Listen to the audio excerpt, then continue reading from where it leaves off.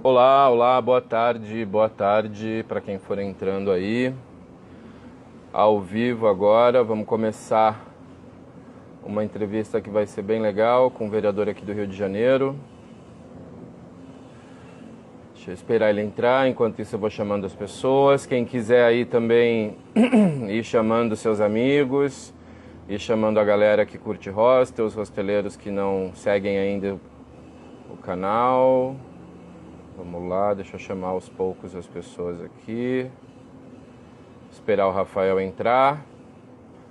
Oi, Fran. Oi, Fran, tudo bem? Ah, Rafael já entrou aqui. Deixa eu chamar ele aqui, visualizar.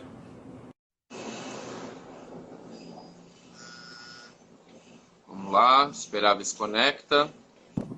Hoje eu vi. Opa, conectou sem instabilidades hoje. Tomara, né? Porque acho que essas lives todas, todo mundo fazendo, de vez em quando dá uma queda aí, uma caída. Eu vi um amigo da Veja São Paulo hoje sofrendo para conseguir fazer uma live. Eu falei, então se a Veja está com problema, quem sou eu para reclamar de algum probleminha no meu Instagram, né? Exato. Acho que tá sendo geral, né? Para muita gente. E acho que agora é o que a gente tem para fazer, para trabalhar, para passar as informações, as lives estão sendo um instrumento importantíssimo nesse momento. Bom, deixa eu começar aqui enquanto o pessoal vai entrando. Tem muita gente aí que segue o Rafael que está entrando aí. Quem não me conhece, meu nome é Diego Bonel. Eu sou jornalista, editor e criador do Brasil Hostel News, que é o primeiro site de notícias que cobre o mercado de hostel como uma indústria com um destaque importante, com um recorte importante dentro do trade de turismo nacional, né? E aí, dentro dessa quarentena, dentro desse distanciamento social que é necessário, eu resolvi fazer essas lives diárias, sempre às 4h20, para a gente trocar uma ideia sobre o setor, falar com pessoas que de alguma maneira estão envolvidas no setor, empresários, mochileiros que assim como eu foram pegos de quarentena também, de isolamento social no meio de um hostel. Eu estou aqui na Ilha da Gigoia, na Barra da Tijuca, no Rio de Janeiro. Então eu estava iniciando uma viagem nacional para fazer reportagens pelo Brasil em hostels e fui, pego aqui. Então eu estou variando bastante o tema e hoje eu convidei o Rafael, que é vereador aqui do Rio de Janeiro e que é uma pessoa que está muito próxima ao mercado de hostel e que tomou algumas iniciativas e que abraçou as ideias do setor e ajudou aqui na cidade a algumas regulamentações. Então, primeiro, boa tarde, Rafael. Obrigado por ter aceitado o convite. Eu queria que você falasse um pouquinho de você, de como você chegou até agora, esse momento que você está vereador, né? Que como as pessoas costumam falar, ninguém é vereador, né? Você está vereador. Eu queria que você falasse um pouquinho e agradeço de novo o seu tempo.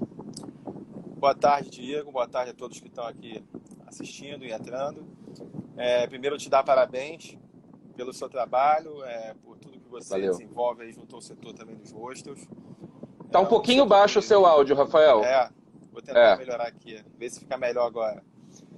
Oi, Aí. vamos lá. Dar os parabéns para você e entendo que esse é um momento inédito para a gente, para todos nós. É um momento que o setor está sofrendo bastante e agora é a hora de tentar ver quais ações podem ser colocadas para que todo mundo sobreviva, para que quando as coisas começarem a retornar ao normal, o setor possa também fazer parte dessa reconstrução, né? Que vai ser quase que uma reconstrução da cidade, do país e muitas coisas que podem acontecer diferentes. Eu estou no meu segundo mandato, pode falar. Não. Pode continuar. Eu estou no meu segundo mandato. Eu fui eleito vereador a primeira vez em 2012. O meu pai já foi vereador aqui na cidade, ele foi presidente da Câmara. Então, ele resolveu, num determinado momento, que já tinha contribuído o suficiente para a cidade.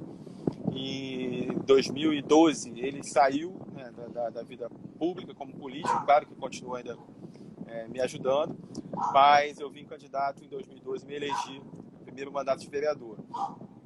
Construímos um trabalho bacana ali naqueles meus primeiros 4 anos, o que me levou ao segundo mandato na eleição de 2016.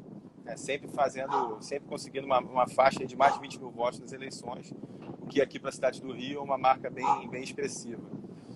E nesses 3 anos, agora 3 anos e 4 meses desse segundo mandato, eu acho que eu e minha equipe a gente tem conseguido trabalhar até melhor com as principais instituições do desenvolvimento econômico do Rio. Embora eu tenha uma formação na área de saúde, eu sou cirurgião dentista, odontologia é minha formação original. Nesses últimos 2 anos, eu sou presidente da Comissão de Indústria e Comércio da Câmara do Rio. E isso me levou a ter uma visão mais clara e mais direta, com um canal de diálogo cada vez mais aberto, com todos os setores que ajudam a mover a economia carioca. Além disso, ajudou bastante também a experiência que eu já venho tendo desde 2015. Portanto, estou no 6º ano consecutivo fazendo parte da Comissão de Orçamento da Câmara Municipal. E é uma comissão que nos dá uma visão muito, muito clara do dinheiro mesmo da Prefeitura nesses anos todos. A gente acompanhou o crescimento que se teve em 2015 e 2016 e aquele período pós-Olimpíada que a cidade começou novamente a entrar numa recessão. Então, o que nós estamos tentando fazer nesses 3 anos de mandato, desse segundo mandato, é buscar saídas e buscar fazer projetos e leis que possam ajudar a fazer a cidade do Rio voltar a ter um papel de protagonismo, a ter um papel a ter um ambiente de negócio favorável para receber os investidores, os empreendedores e todos aqueles que gostam muito da cidade e acreditam que a cidade realmente tem a capacidade de ser a grande cidade do país, do Brasil. Então, acho que isso é o que move a nossa esperança, né, de mesmo no momento difícil tentar vislumbrar que dias melhores poderão vir. E o nosso trabalho vai ser muito nessa pegada agora, de como é que a gente vai conseguir equilibrar a questão básica de saúde, que é o direito à vida, que todos nós temos que colocar em primeiro lugar, mas também como amenizar e mitigar os impactos econômicos negativos que surgem a partir desse momento tão difícil. Esse é o nosso desafio e isso é o que eu tenho feito no dia a dia, tentado aí costurar ações, articulações, para que a gente consiga caminhar nessa dificuldade. E para eu entender como que você se aproximou ou como que o mercado de hostel se aproximou de você, como que foi que você descobriu até o Roberto do Maraca Hostel, onde eu cobri uma reunião que você participou um pouco antes dessa questão de isolamento social, acho que foi a última reunião social que eu tive, foi ali. Verdade. Foi uma das últimas minhas também. Foi uma das últimas vezes que eu almocei com amigos na mesa, assim, depois da reunião a gente saiu comer ali na esquina, mas, enfim, o Roberto está falando até da PL que você ajudou a aprovar, né? E eu queria que você falasse como que você se aproximou do mercado de hostel para daqui a pouco a gente falar sobre essa PL também. Tá. Alguns segmentos aqui na cidade que cresceram muito nos últimos anos tiveram problemas com a legislação atual que o Rio de Janeiro tem, ou tinha. Então, vou dar 2 exemplos aqui. Um são as casas de festas infantis e o outro é o segmento de hostels. As casas de festas infantis, elas começaram a ter um crescimento enorme nos últimos 10 anos, mas você não tinha uma legislação específica para elas. Elas eram enquadradas da mesma forma que uma boate, para você ter uma ideia. Então, a gente sabe muito bem que o público que frequenta uma casa de festa infantil é completamente diferente de uma boate. O local que uma casa de festa dessa se instala é completamente diferente de uma boate. E a gente buscou, existe uma associação também dessas casas de festas, eles se uniram, vieram até mim, eu já tinha alguns amigos, né, do ramo, e a gente conseguiu elaborar um projeto de lei que determinou as regras para o licenciamento dessas casas no Rio de Janeiro e criando um código de atividade econômica específico para eles. E isso serviu de experiência para que a gente pudesse fazer isso para outras atividades, inclusive a dos hostels. Então, o que levou a gente a aproximar do pessoal e a entender a dificuldade? Naquela época, na época pré-grandes eventos, entre 2011 até 2016, 2010 até 2016, a gente sabe que a cidade receberia muita gente.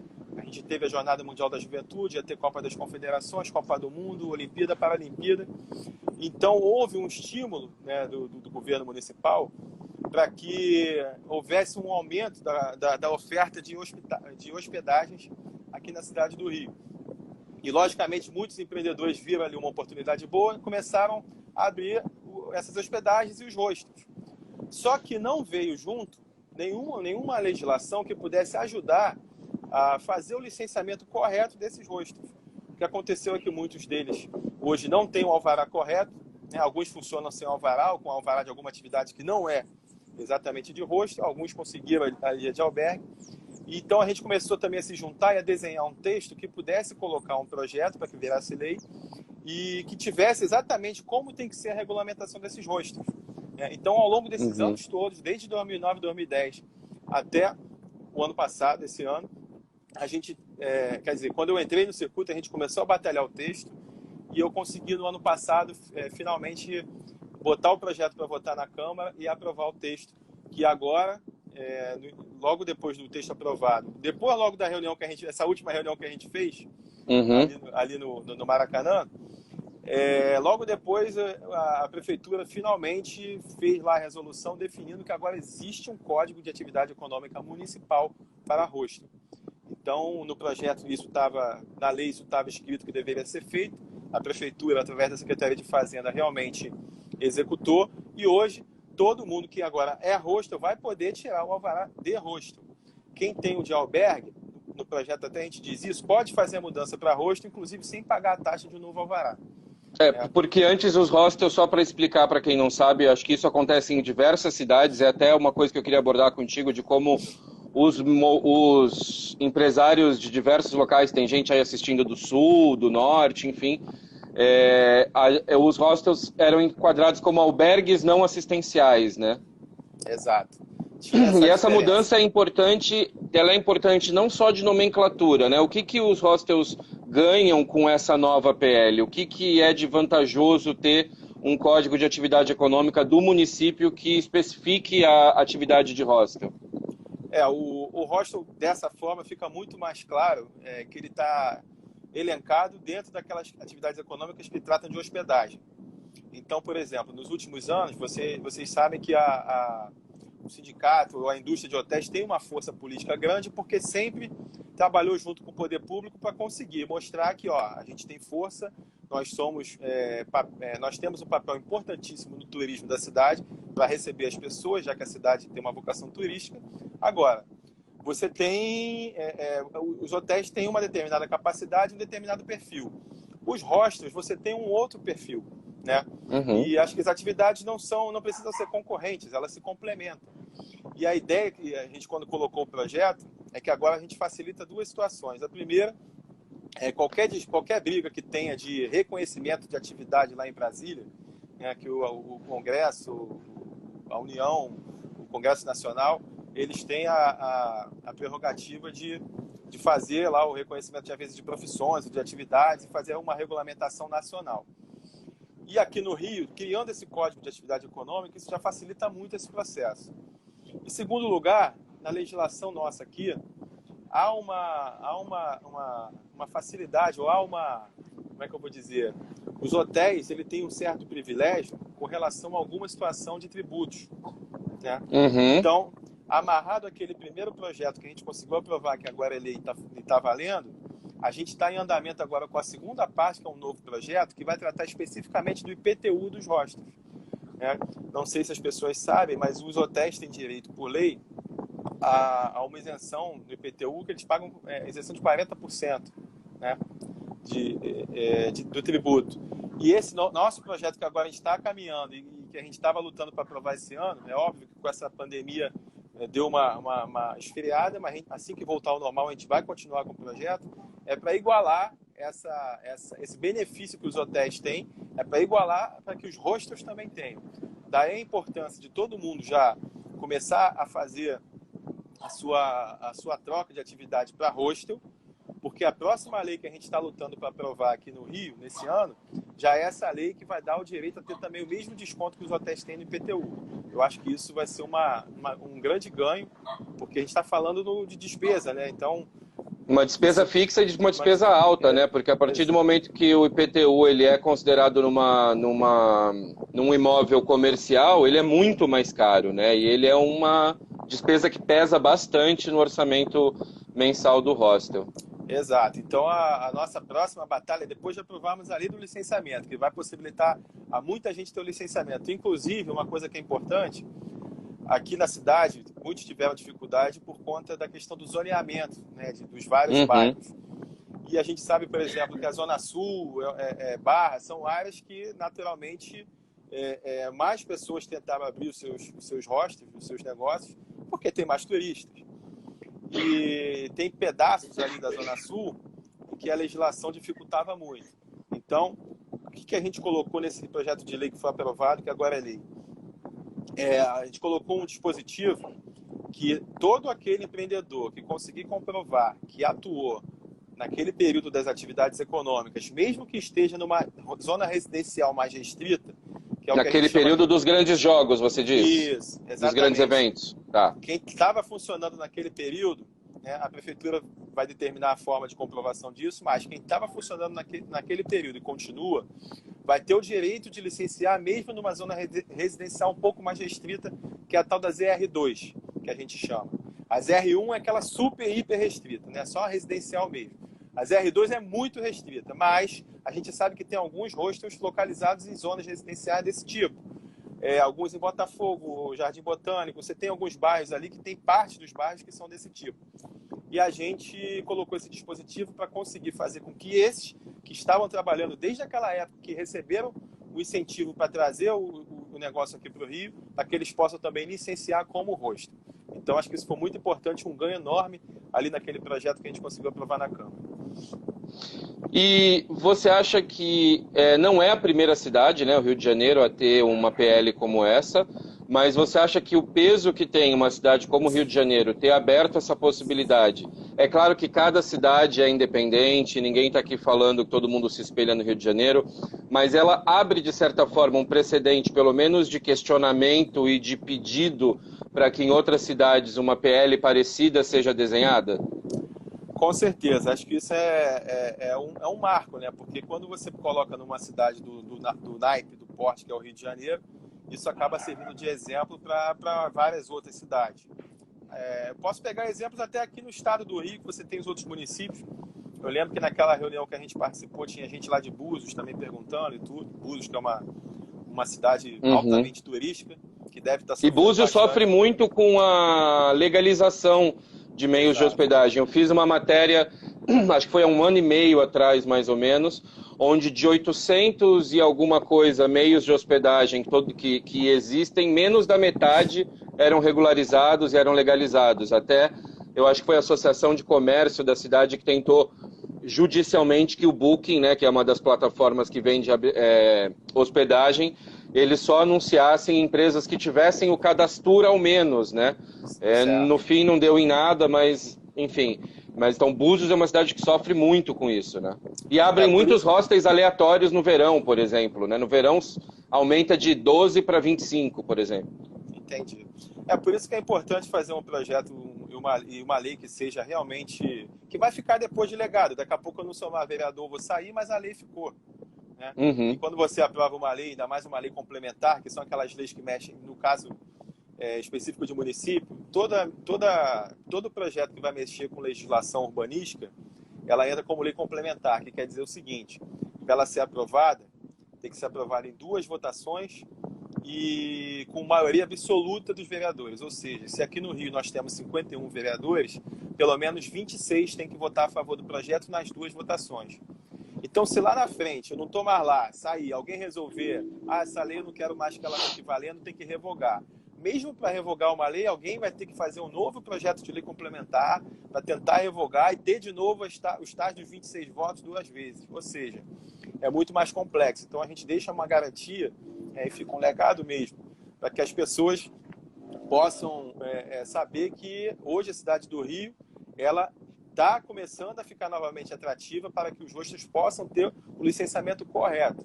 Né? A gente não quer que fique naquela coisa do cambalacho. Né? Eu monto um negócio, tento botar qualquer alvarazinho aqui para dizer que tenho e vou tocar. Um dia isso vai dar problema.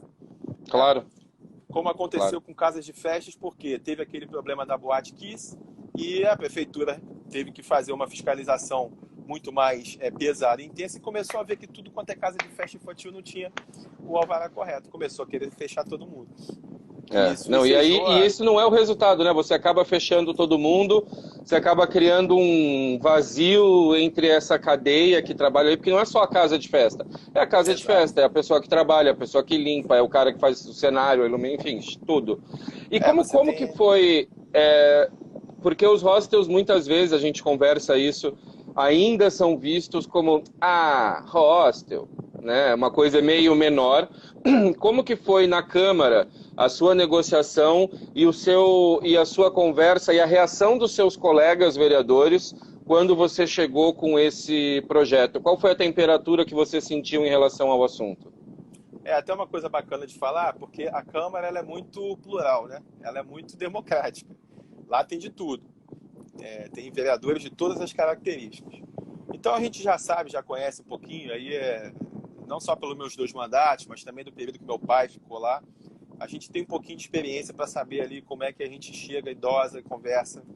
E, acima de tudo, tem talvez o que tenha sido mais importante é a credibilidade.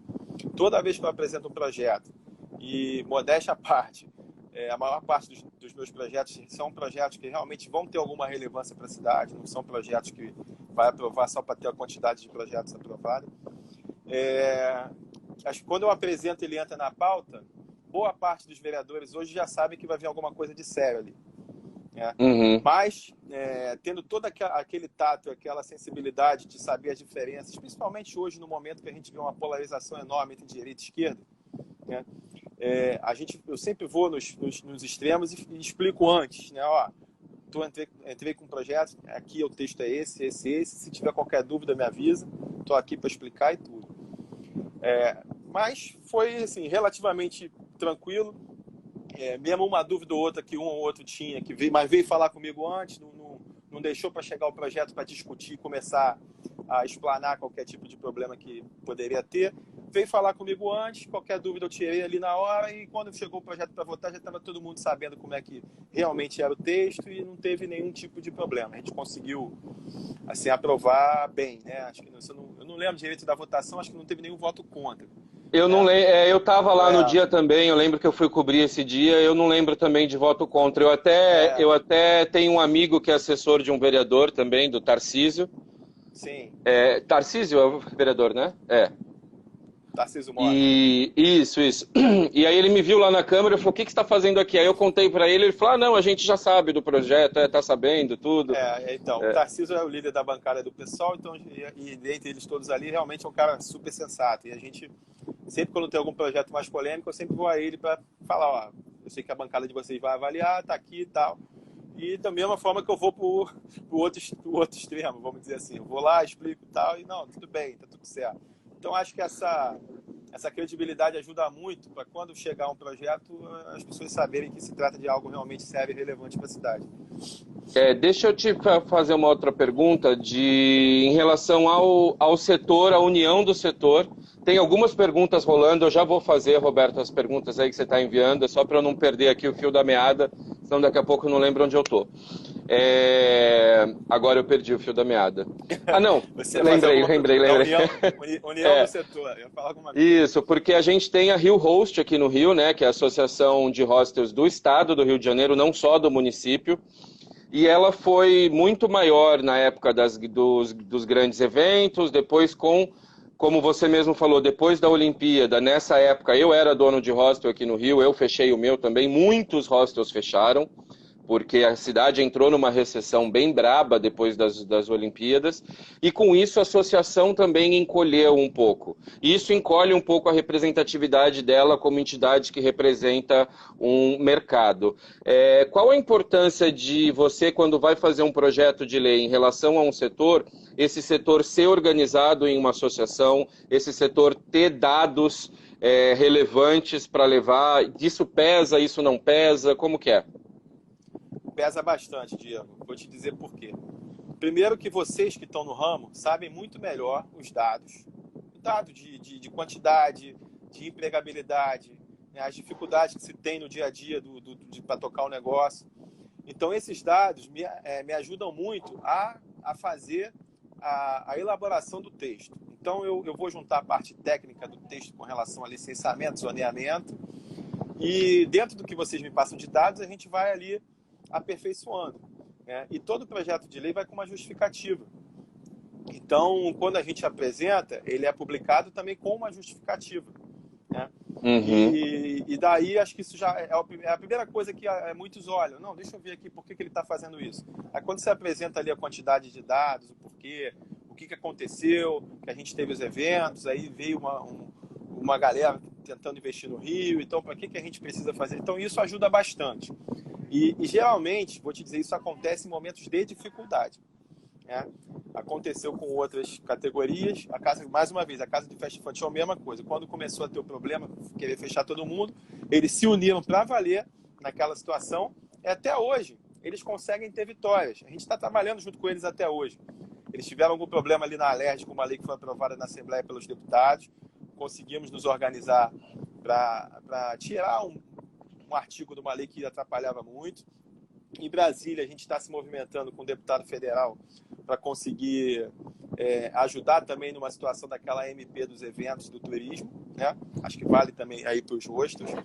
Então, esse tipo de organização é muito importante porque a gente está hoje aqui na esfera municipal, mas vocês também vão batalhar por coisas, com certeza, na esfera estadual e na esfera federal.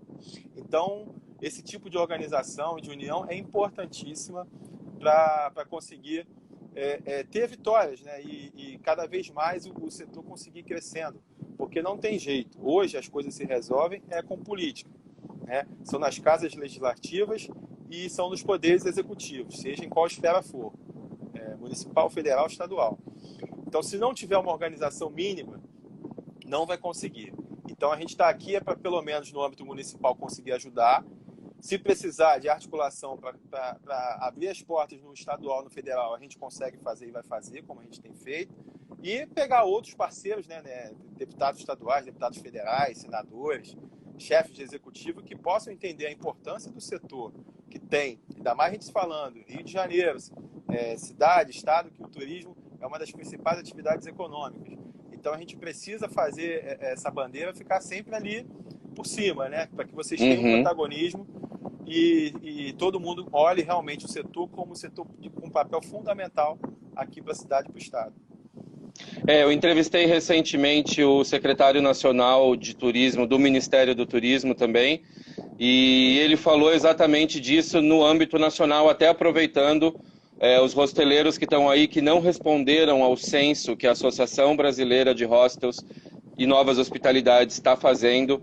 É o momento de responder, gente, é o momento de juntar as informações, de quanto mais informações a gente tiver sobre o setor, para mim é mais fácil. Eu, como jornalista, preciso de dados para embasar as minhas matérias também, né? Muitas vezes eu fico, conheço todo mundo do setor, consigo entrevistar pessoas, mas é impossível pegar uma visão global do setor se eu não tenho pesquisa, se eu não tenho dados, né? Então a gente fica meio que no achismo e fazer jornalismo com achismo não dá certo.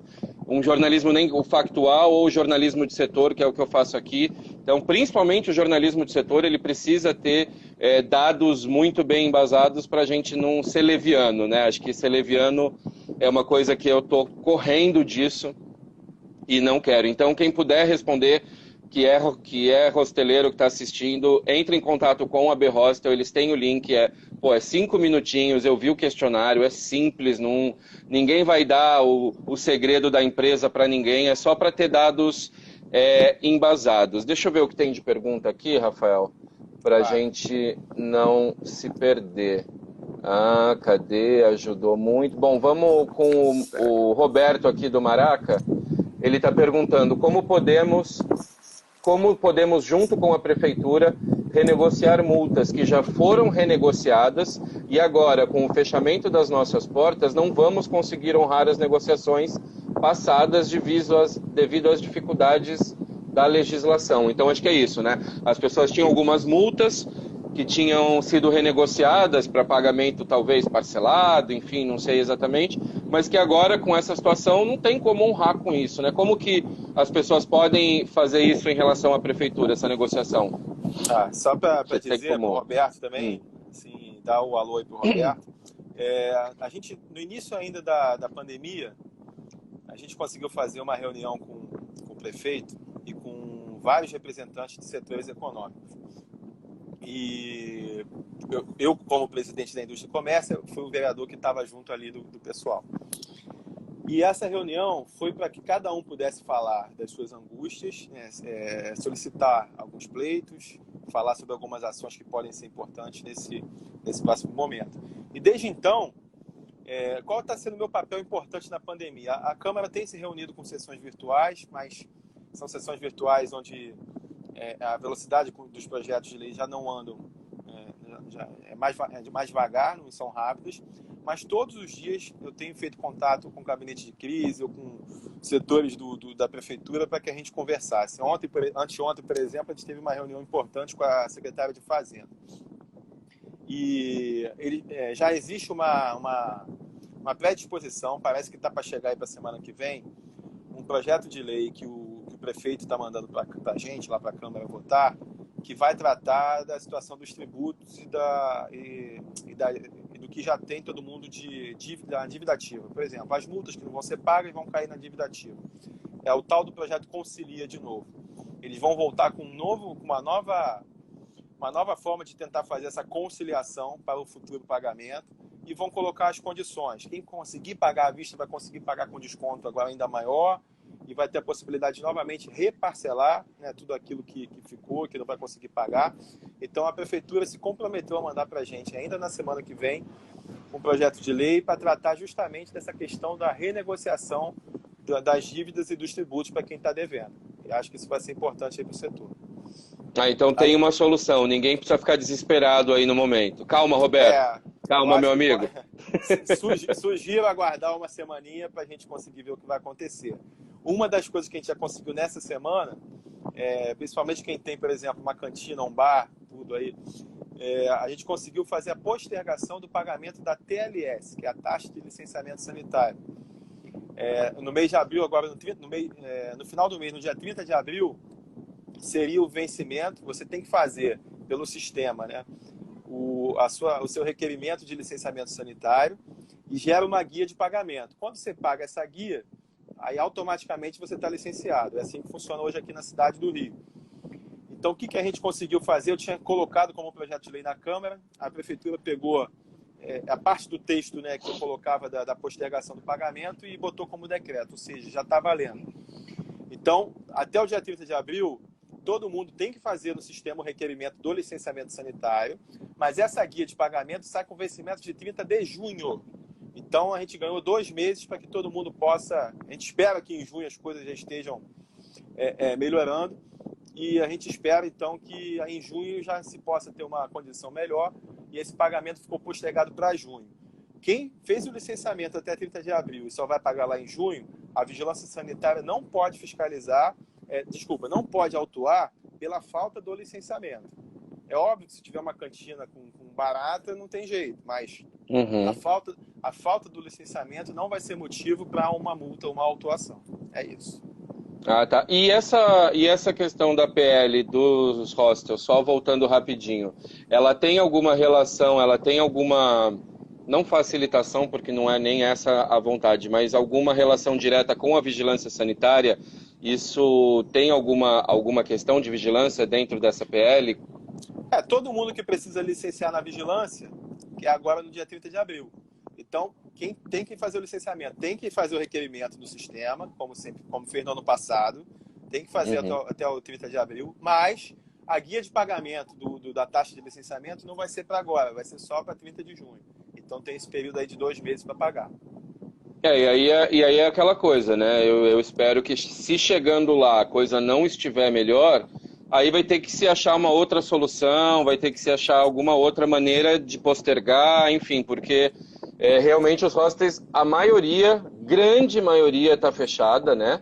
Na verdade, sim, tem alguns trabalhando, isso foi bem interessante até, alguns hostels abriram para hospedar profissionais de saúde nos quartos privativos que precisam ficar longe dos seus parentes, que muitas vezes são grupos de risco, e ficar perto dos hospitais em que trabalham. Então, os hostels também acharam uma maneira de ter uma pequena entrada de dinheiro ali, sem pôr em risco a vida de ninguém, mas está todo mundo ainda sem saber o que fazer, né? Então acho que isso foi uma medida importante. Eu até tinha feito um vídeo falando sobre isso, da importância de os profissionais de saúde avaliarem a situação dos hostels para meio de hospedagem nesse momento que eles têm que ficar isolados das famílias.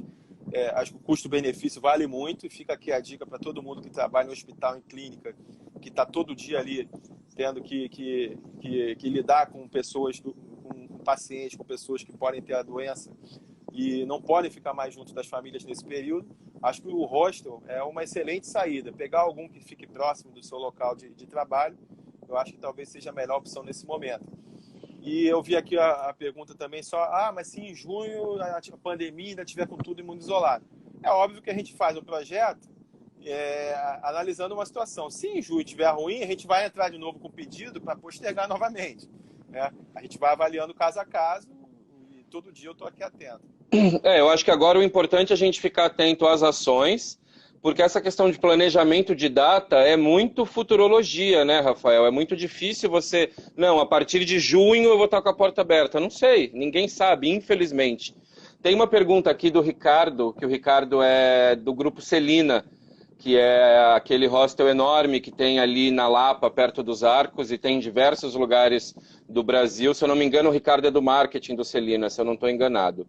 Ele está perguntando em relação à lei de incentivo à cultura. Alguma alteração no fluxo para esse ano? E se existiria alguma possibilidade dos hostels atuarem conjuntamente usando a lei? Porque muitos hostels são produtores de eventos culturais também, né? Sim.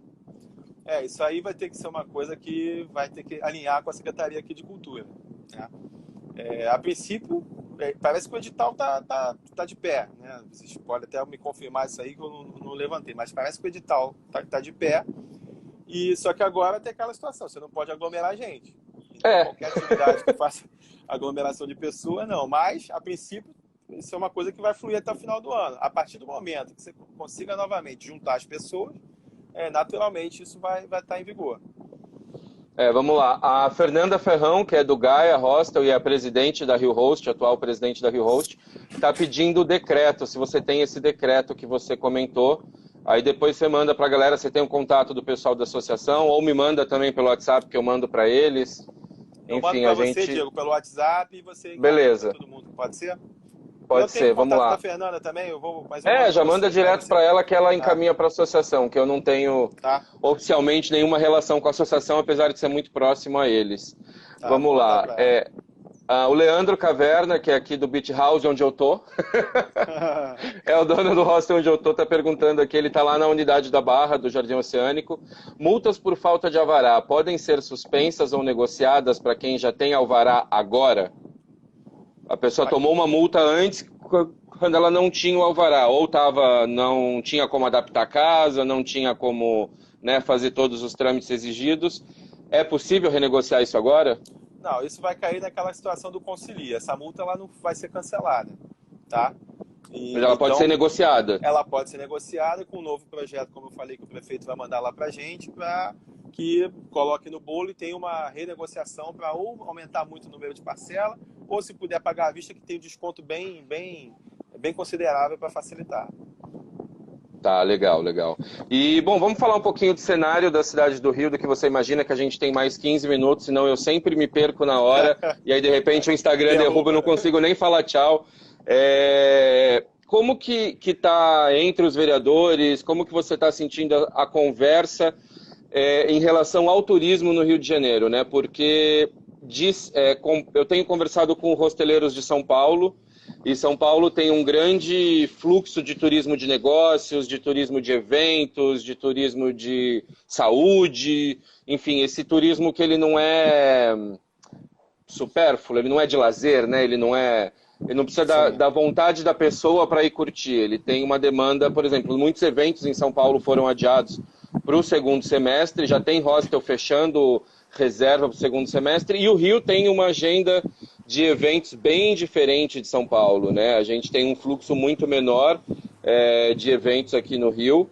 E como que a Câmara está vendo esse movimento de retomada do turismo na cidade do Rio de Janeiro especificamente, que eu acho que ela pode servir, né, de exemplo para muita gente aí? Vamos lá. Nossa preocupação, claro, é com a evolução primeiro da doença na pandemia. Claro. Toda hora o pessoal fica, a gente está chegando no pico, Eu posso dizer e afirmar que hoje, realmente, a cidade do Rio está numa situação difícil, porque os leitos que têm os respiradores, os leitos que são específicos para as pessoas com a doença, as pessoas que estão em situação grave, eles já estão praticamente todos tomados e tem uma fila de espera já de gente doente que não está conseguindo direito os leitos. Por exemplo, eu estava monitorando um paciente que é uma família de conhecidos, e o único local que ele conseguiu uma transferência depois de 2 dias foi para Vassouras, para o hospital que está tendo de referência lá em Vassouras. Então a situação realmente, a gente está num momento agora bem complicado. Eu acho que até o finalzinho desse mês vai ser bem complicado.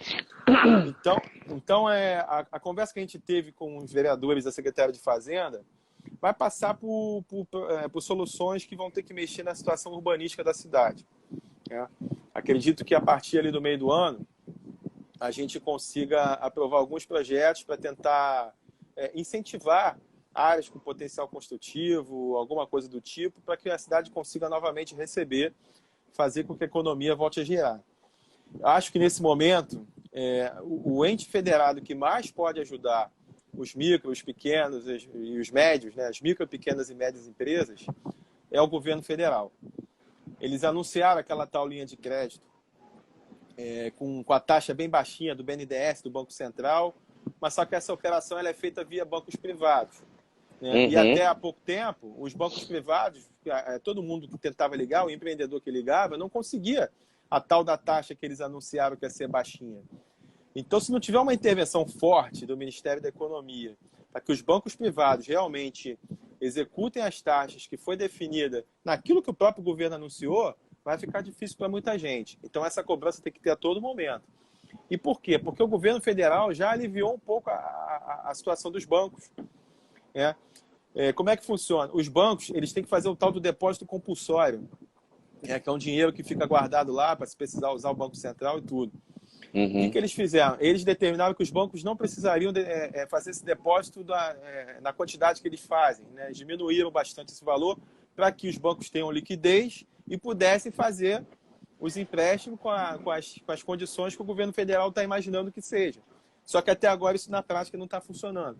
Então a maior luta nossa hoje é conseguir fazer com que os empreendedores consigam pegar essa linha de crédito com essas taxas, porque agora é o momento de sobreviver e a partir de então, do segundo semestre de julho, de agosto, as pessoas consigam novamente sair desse sufoco e respirar. Mas para isso a ajuda do governo federal é importantíssima. E como eu falei aqui no início, o que a gente vai tentar fazer pela Câmara, junto com a Prefeitura, são os determinados projetos que vão tratar da situação urbanística para fazer a cidade novamente se recuperar economicamente. E a partir daí conseguir gerar, e os hostels vão ter papel importante, porque esperamos, né, que no segundo semestre a cidade volte a ter novamente o turismo como uma das principais atividades econômicas. Eu acho que assim, como eu não sou do Rio, mas moro aqui há 5 anos, fui empresário aqui, enfim, construí minha vida nos últimos anos aqui, os eventos de rua, né, os eventos culturais, os eventos que atraem pessoas, que atraem até gente nem de longe, não estou nem dizendo de Rock in Rio da vida, não. Eu estou dizendo coisas menores, coisas mais locais, que atraem pessoas da região.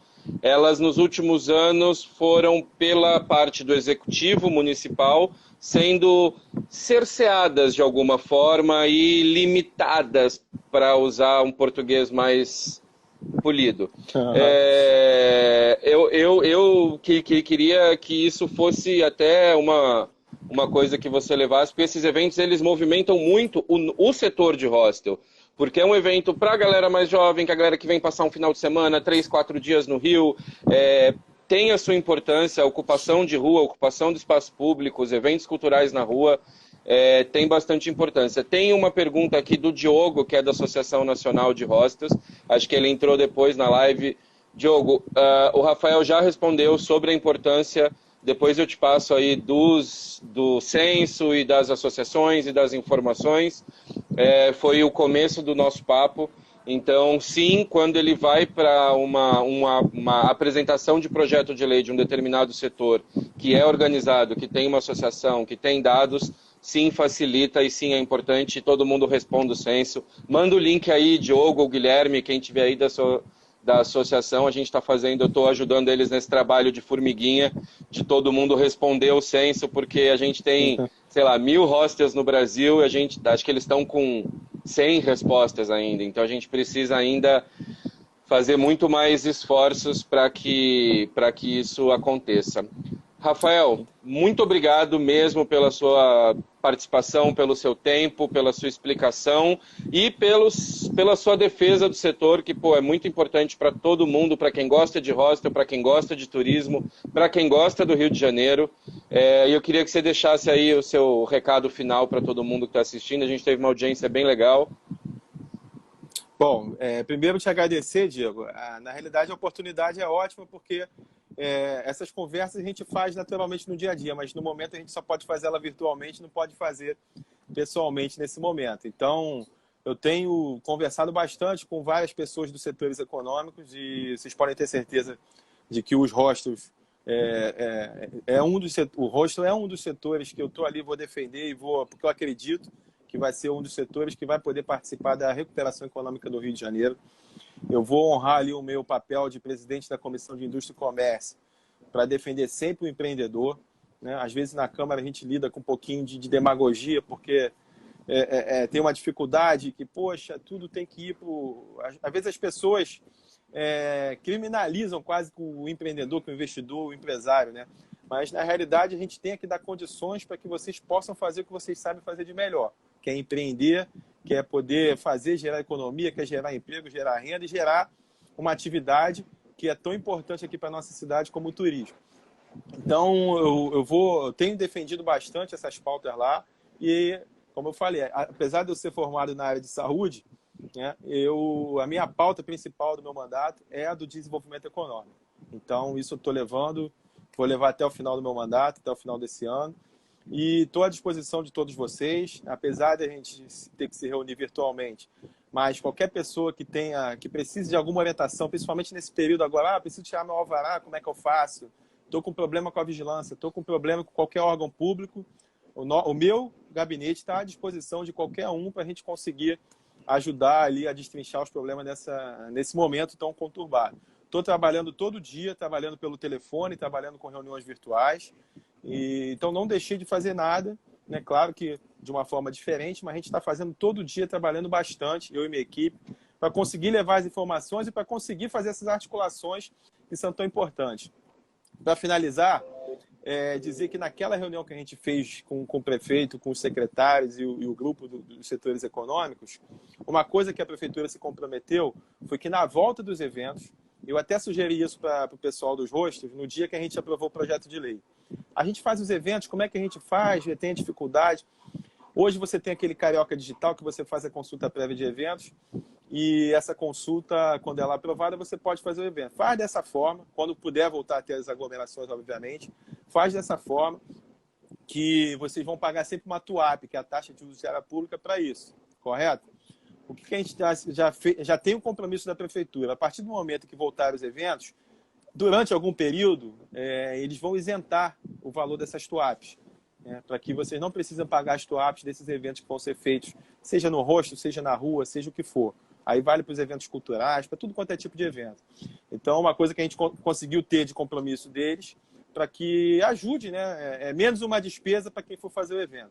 Então, tudo que nesse momento puder aliviar o bolso do empreendedor, eu vou estar ali lutando para conseguir levar essas demandas e levar essas questões. Então, parabéns pelo teu trabalho, parabéns a todo mundo que continua com vontade de empreender e de investir no Rio de Janeiro. E eu tenho fé e acredito que a gente, com toda dificuldade, vai conseguir sair dessa mais forte. Beleza, valeu, gente. Muito obrigado. Quem não conhece, brasilhostelnews.com.br, aqui no Instagram, @BrasilHostelNews. E o Brasil Hostel News é um projeto de jornalismo independente que precisa do apoio de todos, hosteleiros, não hosteleiros, então apoia.c/Brasil Hostel News. Quem quiser apoiar com qualquer quantia, ajuda este jornalista que vos fala. Beleza? Obrigado, Rafael. Boa tarde aí e a gente vai se falando. Se precisar de alguma coisa, espaço aberto. Valeu. Obrigado, tuas ordens. Obrigado.